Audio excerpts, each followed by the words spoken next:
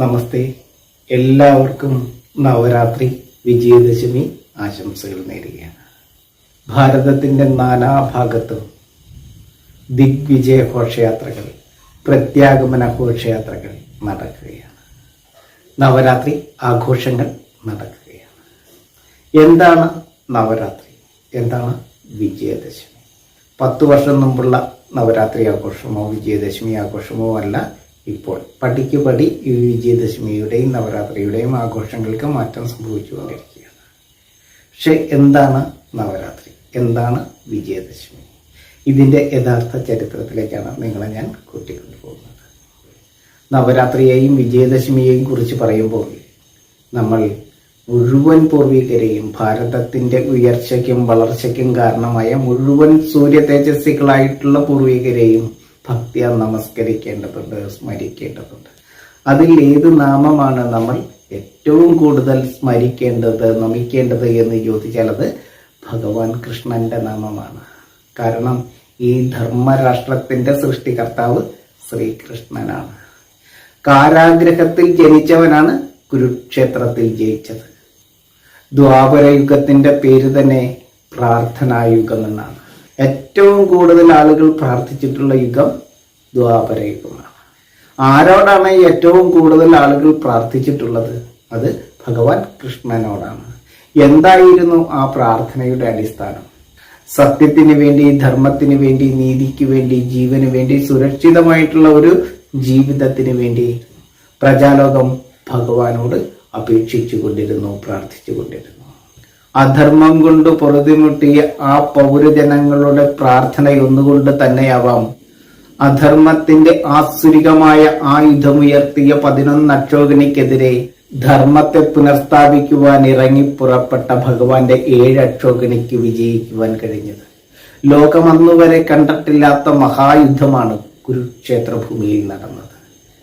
18 ദിവസം നീണ്ടു നിന്ന ആ യുദ്ധം, 432 മണിക്കൂർ ഭഗവാൻ യുദ്ധമുഖത്ത്.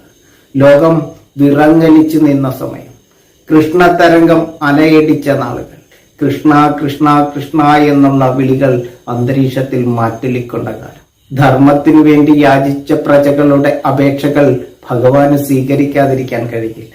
യുദ്ധം ഒഴിവാക്കുവാൻ കഴിഞ്ഞില്ല. കാരണം അതുപോലെ ഒരു ദശാസന്ധിയിലൂടെയാണ്, ദശമിയിലൂടെയാണ് കാലം മുന്നോട്ട് പോയത്. രാജ്യസദസ്സിൽ പോലും സ്ത്രീകൾ അപമാനിക്കപ്പെട്ടിരുന്നു. ഗർഭത്തിൽ പോലും ശിശുക്കൾ സുരക്ഷിതരായിരുന്നില്ല. പ്രാഗ്ജ്യോതിഷത്തിലെ നരകാസുരന്റെ തടവറയിലോ 16,100 സ്ത്രീകളെ നഗ്നരാക്കി തടവറയിലിട്ട് പീഡിപ്പിക്കുന്ന ഒരു കാലം. ജരാസന്ധന്റെ തടവറയിലെ സാധുക്കളായിട്ടുള്ള രാജാക്കന്മാരെ മോചിപ്പിച്ചതും 18 പ്രാവശ്യം ജരാസന്ധൻ മധുരയിലെ ജനങ്ങളെ, സാധുജനങ്ങളെ കൂട്ടക്കൊല ചെയ്തപ്പോൾ ആ ജനങ്ങളെ ദ്വാരകയിലെത്തിച്ചതും രക്ഷിച്ചതും ഭഗവാൻ കൃഷ്ണനാണ്. ദുര്യോധന, ദുശാസനാദികൾ ഉൾപ്പെടെയുള്ള 100 രാജാക്കന്മാർക്ക് ഒരു ദിവസം ഒരു പെൺകുട്ടിയെ വെച്ച് പിച്ചി ചീന്തി പീഡിപ്പിച്ച് കൊല്ലണമായിരുന്നു. ചൂതാട്ട വീരന്മാരായ രാജാക്കന്മാരുടെ ഷാഠ്യങ്ങൾക്ക് മുന്നിൽ കണ്ണു പൂത്തേണ്ടി വന്ന അമ്മമാരുള്ള കാലം. രാജ്യസദസ്സിൽ പോലും സ്ത്രീകളെ അപമാനിച്ചുകൊണ്ട് അറിവിന് പ്രാധാന്യമില്ലാത്ത ആയോധന കുലപതികൾ അഹങ്കരിച്ച കാലം. ഭഗവാന് ധർമ്മത്തെ പുനഃസ്ഥാപിക്കുവാൻ യുദ്ധമല്ലാതെ മറ്റൊരു മാർഗമുണ്ടായിരുന്നില്ല. മഹാഭാരത യുദ്ധത്തിൽ ഭഗവാൻ കൃഷ്ണൻ പ്രജാലോകത്തിന് കൊടുത്ത വാക്ക് പാലിച്ചു. ക്ഷേത്രം പോലൊരു രാഷ്ട്രം, ധർമ്മത്തിൽ അധിഷ്ഠിതമായ പുരുഷാർത്ഥത്തിൽ വിശ്വസിക്കുന്ന ധർമ്മപുത്രർ ഭരിക്കുന്ന ഒരു രാജ്യം. കൃഷ്ണ തരംഗമലയടിച്ചുയർന്ന ആ കാലഘട്ടത്തിൽ എല്ലാ പ്രജാലോകവും വിചാരിച്ചിരുന്നത് ഭഗവാൻ കൃഷ്ണനാണ് ധർമ്മരാഷ്ട്രത്തെ നയിക്കുക എന്നാണ്. എന്നാൽ കൃഷ്ണൻ ചെയ്തതോ? ഋഷീശ്വരന്മാരെയും മഹർഷിമാരെയും താപസന്മാരെയും സൈനികരെയും പ്രഭുക്കന്മാരെയും പ്രജാലോകത്തെയും എല്ലാം വിളിച്ചു കൂട്ടിയിട്ട് ധർമ്മരാഷ്ട്രത്തിന് ഭാരതമെന്ന് നാമകരണം ചെയ്തു. ഭാരതത്തിന്റെ തലസ്ഥാനമായി ഇന്ദ്രപ്രസ്ഥത്തെ നിശ്ചയിച്ചു. അതിനുശേഷമോ ധർമ്മരാഷ്ട്രത്തിന്റെ ചക്രവർത്തിയായി യുധിഷ്ഠിരനെ ധർമ്മപുത്രരായി പട്ടാഭിഷേകം ചെയ്തു. ധർമ്മപുത്രർക്ക് വേണ്ടിയിട്ടുള്ള ദിഗ്വിജയ യാത്രകൾ ആരംഭിച്ചു. മഹാഭാരത യുദ്ധത്തെക്കാൾ വലിയ യുദ്ധം നടക്കേണ്ടിയിരുന്ന ആ ദിഗ്വിജയ യാത്രകൾ പൂ പറിക്കുന്ന ലാഘവത്തിൽ ഈ മഹാഭാരതത്തെ ചേർത്ത് വെക്കുവാൻ പാകത്തിന് ഒരു സമയം നിശ്ചയിച്ചു. വളരെ തന്ത്രപരമായിട്ടുള്ള ഒരു സർജിക്കൽ സ്ട്രൈക്ക്. അതാണ് നവരാത്രിയുടെ പ്രത്യേകത. ആസുരികതയെ നിഗ്രഹിക്കുവാൻ, ആസുരിക ലോകത്തിന്റെ ആയുധം താഴെവെപ്പിക്കുവാൻ ദേവി ചൈതന്യത്തിന്റെ കരുത്തുള്ള 9 രാത്രികൾ. ആശ്വിന മാസത്തിലെ അമാവാസി കഴിഞ്ഞിട്ടുള്ള പ്രഥമ മുതൽ നവരാത്രി വരെയുള്ള 9 രാത്രികൾ. ആ രാത്രികൾ, ആ കറുത്തിരുണ്ട രാത്രികൾ തന്നെയാണ്, ആ യാത്രയുടെ യാമങ്ങൾ തന്നെയാണ് മഹാഭാരതത്തിന്റെ സൃഷ്ടിക്ക് കാരണമായ ഏറ്റവും ശുഭകരമായ മുഹൂർത്തം. ധർമ്മരാഷ്ട്രത്തിന് വേണ്ടിയിട്ടുള്ള, ധർമ്മപുത്രർക്ക് വേണ്ടിയിട്ടുള്ള ദിഗ്വിജയ ഘോഷയാത്രകളിൽ പൂർവ്വ ദിക്കിലേക്കുള്ള യാത്ര നയിച്ചത് ഭീമനാണ്. ദക്ഷിണ ദിക്കിലേക്ക് സഹദേവനും, പശ്ചിമ ദിക്കിലേക്ക് നകുലനും, ഉത്തര ദിക്കിലേക്ക് അർജുനനും ആ ദിഗ്വിജയ ഘോഷയാത്രകൾ നയിക്കുന്നു. പൂർവ്വ ദിഗ്ജയ കാരണൻ ഭീമൻ, ദക്ഷിണ ദിഗ്ജയ സാരഥി സഹദേവൻ, പശ്ചിമ ദിഗ്ജയ നായകൻ നകുലൻ, ഉത്തര ദിഗ്ജയം അർജുന ഗർജനം. അത്രയും ഗംഭീരമായിട്ടുള്ള ഒരു സർജിക്കൽ സ്ട്രൈക്കാണ് നടത്തിയത്. ഒരുപക്ഷെ മഹാഭാരത യുദ്ധത്തെക്കാൾ വലിയ യുദ്ധം തന്നെ വേണ്ടിയിരുന്നതാണ്.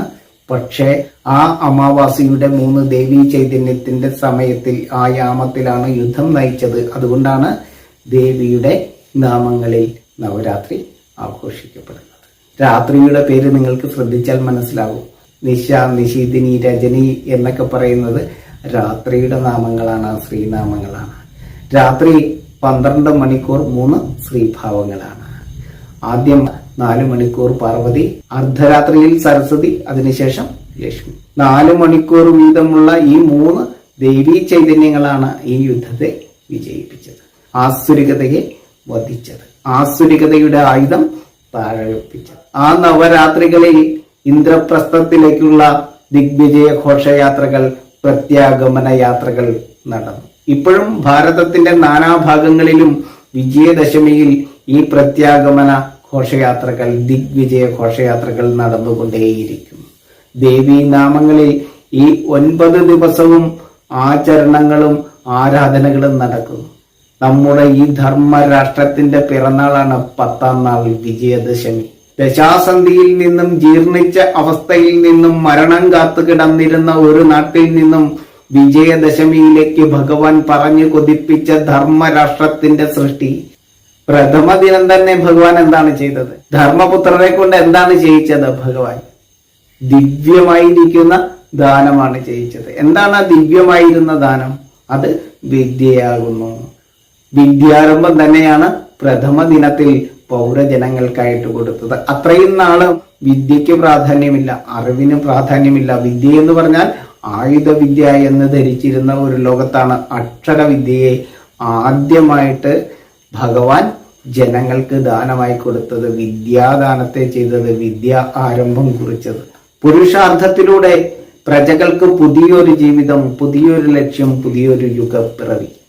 അത്രയും നാൾ അധർമ്മത്തിനു വേണ്ടി ഉയർത്തിയ ആയുധങ്ങളെ പൂജിച്ചു പവിത്രീകരിച്ച് ആദിപരാശക്തിയായ ദേവിയുടെ വൈഭവത്താൽ ധർമ്മബോധത്തിലേക്ക്, ജനങ്ങളെ പുരുഷാർത്ഥത്തിലേക്ക് എത്തിച്ച ആ പുണ്യാത്മാവാണ് ഭഗവാൻ കൃഷ്ണൻ.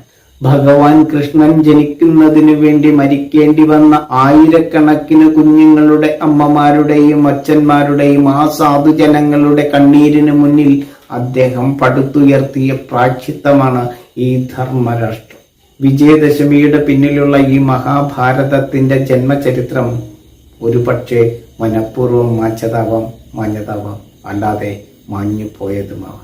ഭാരതത്തെ അഖണ്ഡമായി ചേർത്ത് വെക്കുവാൻ നവരാത്രി വിജയദശമി ഉത്സവം ഒരു കാരണമാകട്ടെ, ഭാരതത്തിന് കരുത്തു പകരട്ടെ.